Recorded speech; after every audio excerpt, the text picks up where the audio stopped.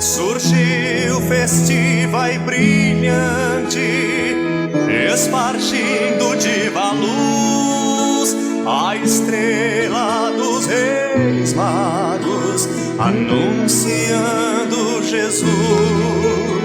Amigos de Osório apresenta Histórias do Litoral Norte com o professor Lauro Cunha. Seu esposo era um bandido, senhora dona da casa.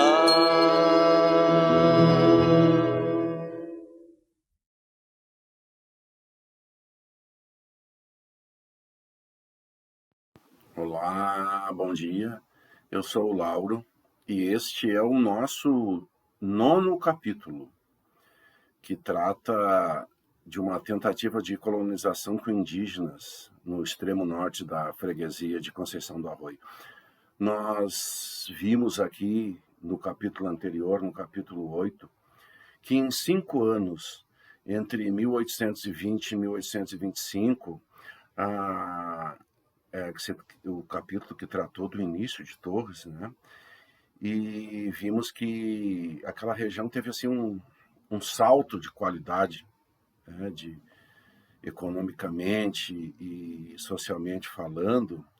Então acrescentamos hoje agora que os índios foram de fundamental importância. A mão de obra indígena em toda aquela transformação foi essencial, né? Aqui no litoral norte, a gente fala em colonização alemã, colonização italiana, colonização com eslavos, poloneses e russos, né? Temos aqui no litoral norte até mesmo um projeto de colonização japonesa. Olha que interessante. E o título desse trabalho, desse capítulo, ele vem em forma de uma interrogação, uma colônia indígena, né? Parece que esse ponto de interrogação soa, né? Mesmo como uma ironia, talvez, né? A questão é a seguinte, é que em 1820 já se sabia o suficiente dos guaranis para saber que essa colônia não ia dar certo, né? Eu estou dizendo isso hoje, né, depois de tantos anos. Mas, assim, causa estranheza, né, a gente manusear a documentação entre as autoridades e ver ali que existia um certo entusiasmo, né? Existia uma certa esperança de que uma colonização com indígenas missioneiros pudesse dar certo no litoral norte, né? O Guarani, ele esteve presente desde os primeiros passos da colonização portuguesa aqui no litoral, né? Desde como guia dos bandeirantes, né? Depois no tropeirismo, eles foram muito importantes. No deslocamento daquelas manadas, os guaranis foram extremamente importantes na criação de gado nas estâncias, né? E depois da Guerra Guaranítica, depois que os exércitos de Portugal e Espanha destruíram com as missões, houve assim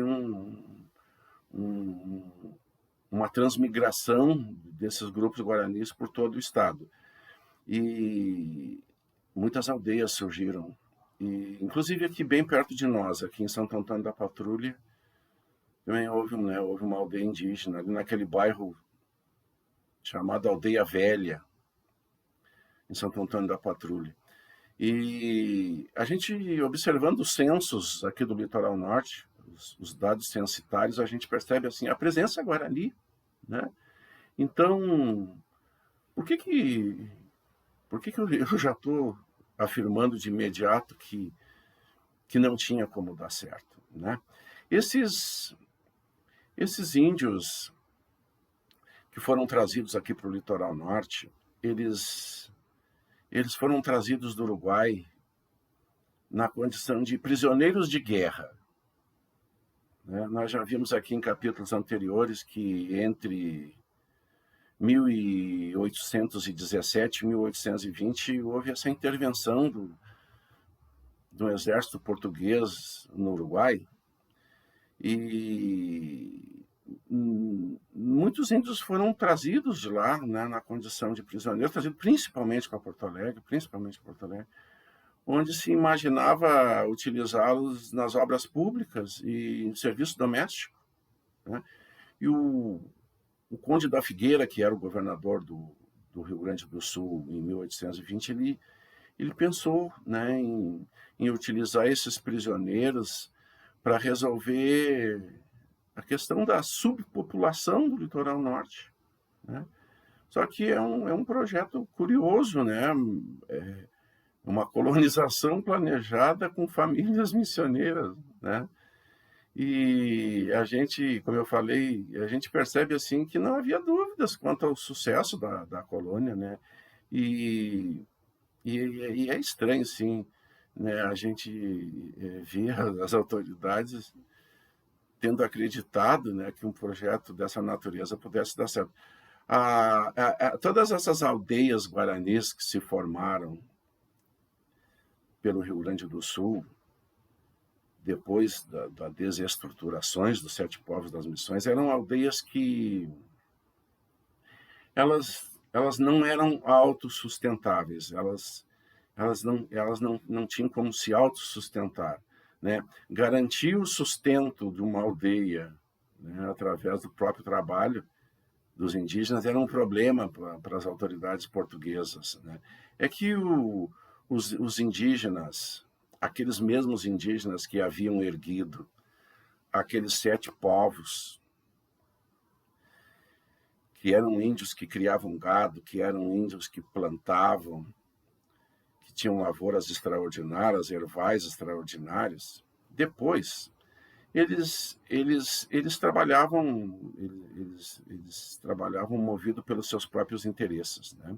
E quando as exigências das autoridades luso-portuguesas passavam, né, quando estavam além daquela colaboração que eles estavam dispostos a dar, eles recusavam o trabalho, né? Um antropólogo diria assim que esses assentamentos com índios guaranis, eles desconsideravam, né, os padrões de assentamentos e territorialidade desse grupo étnico, né? Eles não se fixavam naqueles locais que os brancos determinavam para que eles se fixassem, né? Naqueles lugares que os brancos determinavam como locais de moradia. Era muito difícil, né? Então, esses guaranis com os quais se tentou essa colonização aqui no litoral norte, a primeira notícia que se tem deles foi com Saint-Hilaire. Quando ele entra na nossa província aqui, quando ele entra no litoral norte, já vimos, né, em capítulos anteriores aí, a importância desses relatos, desses viajantes, né? Então, no dia 5 de junho, ele entrou aqui na freguesia de Conceição do Arroio e ele registrou que havia 30 prisioneiros de guerra trabalhando nas obras de um forte e de uma igreja. Ele anotou assim no seu diário, né? Esses homens são todos baixos, têm o peito de largura exagerada, os cabelos negros e lisos, o pescoço curto e uma fisionomia ignóbil. Ele era um racista, né? E esses viajantes no século XIX, eles descreviam nossos índios assim, da maneira mais pejorativa possível, né? O Saint-Hilaire diz que esses prisioneiros tentaram fugir e a fuga não deu certo. É que fugir pela planície, eles seriam imediatamente interceptados, né? Então, o Saint-Hilaire diz que eles tentaram fugir pela cordilheira, que foi o termo que ele usou, que foi aqui pela Serra Geral. A ideia deles era chegar até o Planalto e voltar para as missões. Só que eu acredito que eles tenham sido avisados. Havia uma trilha indígena ali, antiga, né, que dava acesso ao Planalto. E o Saint-Hilaire diz que problemas, né, intransponíveis fizeram com que eles voltassem e fossem novamente aprisionados. Eu acredito que eles devem ter sido avisados de que eles teriam primeiro que cruzar um território onde estavam presentes os índios Choclen e voltar para as missões pelo Planalto seria por um território de Caingangue, né? E tanto os Choclen como os Caingangue eram inimigos rivais históricos, né, dos Guaranis, né? Então, os 5 dias depois que o Saint-Hilaire sai de Torres, descendo, ele encontrou mais um grupo de indígenas que estava se deslocando também para Torres. E nesse grupo se destacavam as mulheres, tinha bem mais mulheres. E ele, novamente, né, ele descreve essas mulheres da maneira muito depreciativa, né? Diz ele assim: entre eles havia várias mulheres, muito feias e ainda mais sem brio. Depois da saída dos jesuítas, os índios das missões ficaram entregues aos soldados e homens corrompidos, vivendo atualmente da pilhagem ao meio das desordens da guerra, não sendo de admirar se suas mulheres não mais conhecem o pudor. É lamentável, né? Mas assim, esse racismo é uma coisa sempre presente no Saint-Hilaire. Mas ele conclui dizendo assim, ó, que ele conclui assim, elogiando a ideia do governador em criar essa colônia, né,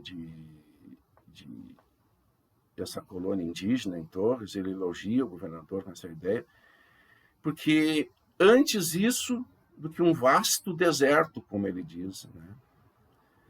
E ele prevê assim que, tendo junto as suas mulheres, né, certamente os índios guaranis iam se fixar ali na região, né? E o Paula Soares, Francisco de Paula Soares, que era o militar responsável por Torres, já falamos dele aqui, inclusive, Francisco de Paula Soares, esse nome é muito importante. Ele, então, logo chegou em Torres e ele formou os casais. E ele dispôs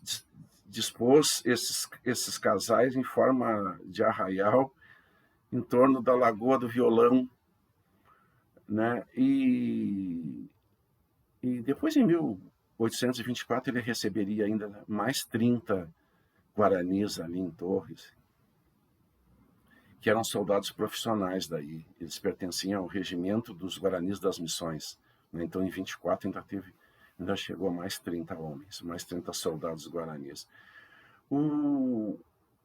A questão é o seguinte: o Paula Soares, ele chegou a... Ele era contra o recrutamento dos jovens das famílias de agricultores ali da região. Como é que a região vai crescer se o exército leva a juventude, né? Então ele era contra, ele pedia para as autoridades para que não recrutasse o pessoal dali. E ele chegou até a fazer uma profecia, ele chegou até a imaginar que aquela colônia indígena fosse crescer de uma maneira tal que se pudesse usar esses índios no recrutamento, poupando os braços dos brancos da lavoura, da agricultura, né? E é meio estranho, né, a gente imaginar assim, como é que famílias de prisioneiros vai gerar filhos para nós, para lutar contra o seu próprio povo. Não parece estranho, né? Que famílias de prisioneiros gerassem guerreiros para nós, né? É que, na verdade, isso que eles chamavam de prisioneiro eram famílias, né? De famílias de índios, né? não tinha esse status de prisioneiro na prática, não, né? E interessante que ele fala, né, que esses jovens poderiam ir lutar no lugar dos brancos. O interessante é que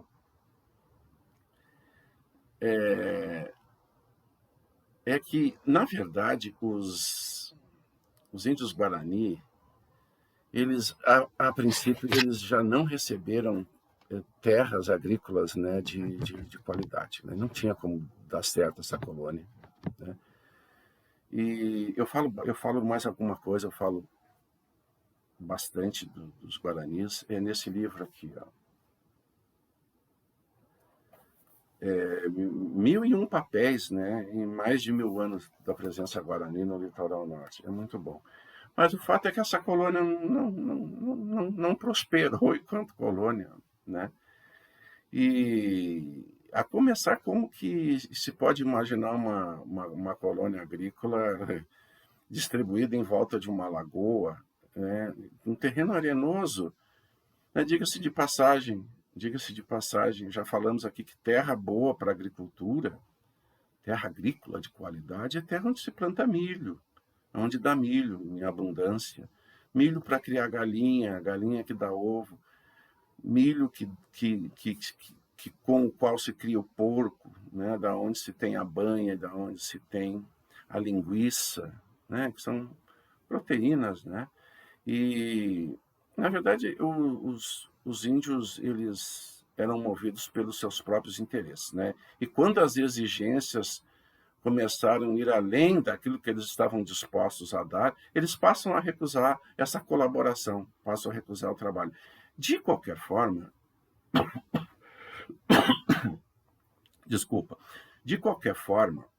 os índios foram muito importantes, mesmo que essa colônia agrícola não tivesse prosperado enquanto colônia, né? E eles foram muito importantes porque eles forneceram a mão de obra para 3 obras fundamentais naquela ocasião, naquele quinquênio que a gente viu, né, entre 1820 e 1825. E eles foram a mão de obra no forte, né, naquele reduto de artilharia. Eles foram a mão de obra da igreja, da capela católica, e eles foram também fundamentais na abertura, na adaptação de uma trilha indígena que havia ali para o Planalto, adaptação e alargamento para o uso de mulas cargueiras, né? Então, além de terem sido assim importantíssimos como mão de obra para essas 3 obras, os guaranis, mesmo não tendo se tornado agricultores, eles não deixaram de ter uma importância para a agricultura, né? Eu estou raciocinando aqui do ponto de vista dos colonizadores, do ponto de vista das autoridades, né? Não dos índios. Mas eles foram, assim, importantes para a agricultura a partir do momento que eles também eram integrantes das milícias sertanejas. A função principal dessas milícias sertanejas, não só, mas a principal, era limpar o terreno, afugentar dali, daquela região, os índios selvagens, né? Que, segundo a ótica colonial, né, tanto atrapalhavam o desenvolvimento da agricultura. Então, os índios foram componentes dessas milícias sertanejas, né? E foram também importantes para a agricultura de uma maneira indireta, porque eles foram os patrulheiros, soldados guaranis faziam o patrulhamento daquela trilha, daquele caminho que foi inaugurado para o Planalto, uma rota comercial que foi inaugurada em 1825, né? O Paulo Soares escreveu uma carta para o governador no dia 10 de junho de 1825, feliz da vida, né, informando que a estrada estava concluída. e que os índios guaranis já estavam estabelecidos no Forte da Glória e no Passo dos Paulistas. O Forte da Glória, na verdade, não era um forte, né? Na verdade, era um estabelecimento dos soldados guaranis, ali onde é hoje a Pirataba, a Comunidade da Glória, que era em Torres, que era até onde a navegação era possível pelo rio Mamptuba. Então, até onde as canoas chegavam, o ponto final da navegação, foi onde se estabeleceram esses indígenas, que é o embrião daquela comunidade que existe hoje ali, né? Uns chamam de Pirataba e outros chamam de Glória, né? Pelo menos a Igreja Católica é dedicada a Nossa Senhora da Glória. E o Passo dos Paulistas era um pouco mais acima, ali onde se cruza para a cidade catarinense de Praia Grande. Então, assim, é meio irônico, né? meio triste que esse patrulhamento dos guaranis nesse caminho era assim, ó, era índios patrulhando um caminho segundo os interesses dos brancos contra os outros índios. Né? Aquele caminho, na verdade, assim, era como se fosse uma barreira, né, que impedia que os Xoklen, que os Botocudos, acessassem o extremo sul do território tradicional deles. Né? Então, o caminho, eu sempre lembro, esse caminho, inclusive, dá para fazer, né? Eu subi de carro. Sob o que havia sido no passado uma trilha indígena, agora índios defendem os interesses dos brancos contra os outros índios. Isso aí não era novidade no Brasil, né? Isso aí era uma coisa muito comum. Uma outra importância que os guaranis também tiveram para a agricultura de uma maneira indireta, né? Foi o acolhimento, eles foram importantes no acolhimento aos agricultores alemães que chegaram na região em 1826. Os alemães chegaram com essa missão, né, de desenvolver a agricultura. Então, assim, o historiador Rubens Ruschel fala que, na verdade, os primeiros vizinhos dos alemães foram os guaranis. É que os alemães eles não foram assentados de imediato aqui em Torres. Nós vamos ver isso no próximo capítulo. Eles tiveram que esperar por mais de um ano ali por Torres, até finalmente serem assentados. E foi nesse ano que eles conviveram com os guaranis, né? Esse contato com o Novo Mundo se deu com os nativos do Novo Mundo, né? É curioso isso, né? Então é provável que tenha sido com os guaranis que os alemães vieram a saber que estavam indo para áreas de mato infestadas de índios selvagens. Infestada era o termo que eles usavam na época, né? E eu fico imaginando assim, eu fico analisando o tempo todo assim a postura do administrador das Torres, né? O Francisco de Paula Soares, da postura dele em relação aos indígenas, né? E existia, assim, em todo o Brasil, uma antinomia Guarani-G. G-Guarani. E aqui no Litoral Norte a gente teve assim, um retrato, né, bem transparente, né, do que era essa antinomia Guarani-G que vivia no Brasil, que existia no Brasil na ocasião, né? O Paula Soares, ele acolheu bem aqueles índios dos quais se podia extrair uma mais-valia, pensando-se do ponto de vista de um economista, né, daqueles índios dos quais se podia extrair uma colaboração, uma mão de obra, ele tratou muito bem. O Paulo Soares, inclusive, foi compadre de alguns batizou alguns filhos desses guaranis.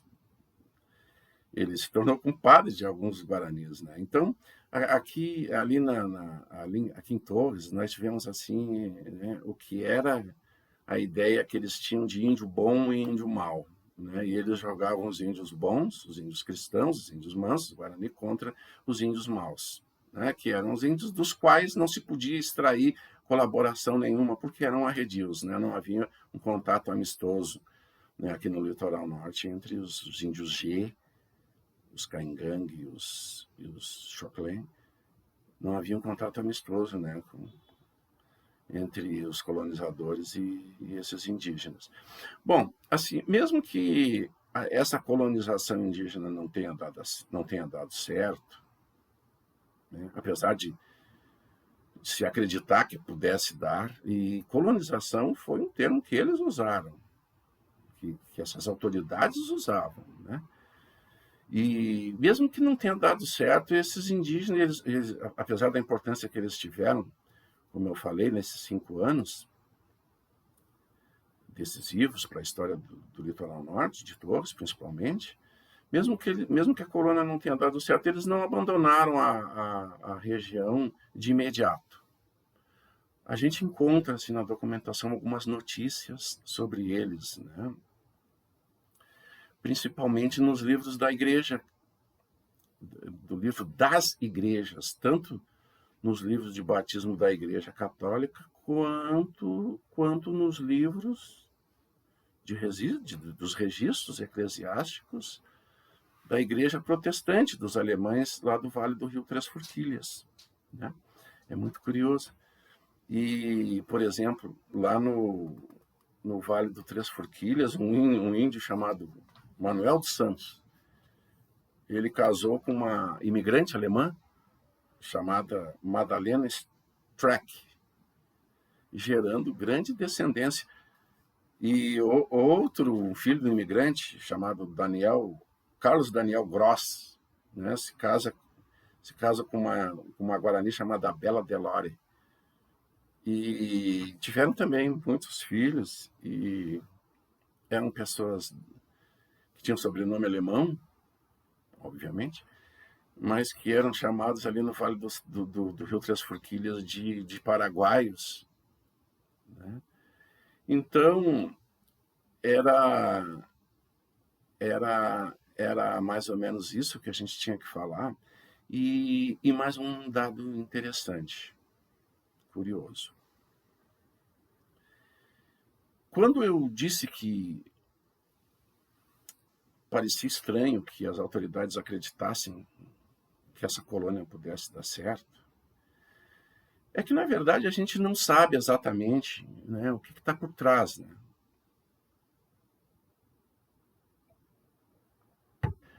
O conhecidíssimo historiador, Moacir Flores, ele diz que a aldeia de Nossa Senhora dos Anjos, em Gravataí, analisando, né, o estabelecimento da aldeia dos Anjos em Gravataí, ele diz que ela se deu pela seguinte razão. Os guaranis, eles eram bons militares. Eram muito, muito utilizados, os jovens guarani, nas milícias da região do Prata, pelas Forças Armadas da Espanha, né? Do governo colonial espanhol. Se utilizavam muito dos guaranis como guerreiros. Então, o professor Moacir Flores, levanta a tese de que trazer os índios para cá, afastá-los o mais possível do palco das guerras lá do Prata, era uma ideia por parte das autoridades portuguesas, afastá-los o mais possível geograficamente do palco das guerras. Então, a gente pode pensar assim também em relação à colonização de Torres. Eles falam num projeto, num projeto de colonização planejada, talvez no sentido de agradar os índios, de convencê-los a ficar por aqui, né? Porque lá na região do Prata, na região das Missões, eles eram os índios, as mulheres guaranis eram geradoras de soldados. Então seria assim, afastá-los o mais possível. Pode ser uma das explicações, né? Para eu dizer que a colônia não ia dar certo, e para eu duvidar que a colônia pudesse dar certo, mas de repente eles tinham ainda essas outras ideias por trás daquilo que a documentação nos fornece, né, de que a colônia poderia ter dado certo, né? Mas o importante é que esses índios, a gente tem uma dívida com eles aqui no litoral norte, né? E então, por hoje era isso, e no próximo capítulo nós vamos ver então a imigração alemã aqui no litoral norte. Obrigado, hein?